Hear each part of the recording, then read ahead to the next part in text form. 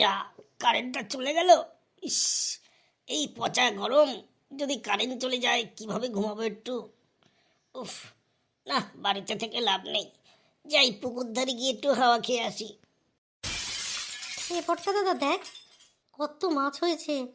এবার কিন্তু গরমের ছুটিতে মাছ ধরবো। হ্যাঁ, সে তো নিশ্চয়ই ধরবো, কিন্তু যা গরম পড়েছে আমার তো কিছুই ভালো লাগছে না। বাড়িতেও থাকতে ইচ্ছা করে না। দেখ না, কারেন্ট ফারেন্ট কিছু থাকে না দুপুরবেলা। কি করে একটু ঘুমাবো বল? এখানে এসেই একটু শান্তি, একটু গাছপালাগুলো হাওয়া দিচ্ছে, উফ। আর এই মাছ দেখছি, এতেই মন ভরে যাচ্ছে। কিরে, মাছ দেখছিস নাকি? তা মাছ ধর, বসে বসে মাছ দেখলে হবে? আমরা প্রকৃতির হাওয়া খাচ্ছি। তোর যদি ইচ্ছা থাকে ছিপ নিয়ে আয়, মাছ ধর। আমরা একটু বসেছি শান্তিতে, ফাও মাথা গরম করাস না। আচ্ছা আচ্ছা, বুঝলাম বুঝলাম।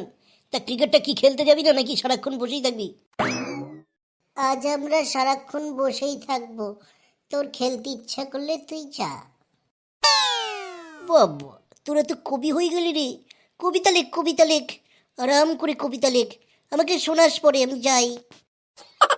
আহা কি আনন্দ, আকাশে বাতাসে আমরা কত সুন্দর হাওয়া খাচ্ছি। কেউ যদি আসে ডিস্টার্ব করতে, মাথা গরম হয়ে যায়।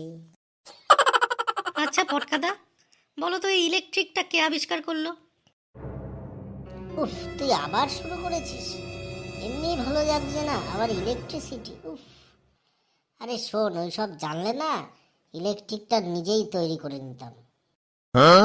কি যে বলো পটকাদা। আচ্ছা ঠিক আছে, তোমার বলতে হবে না। তাহলে তুইও আর ভুলভাল প্রশ্ন আমাকে করবি না। ওকে ওকে। কিরে পটকা, তোরা এখানে কি করছিস? নে, এবার তোর দাদু।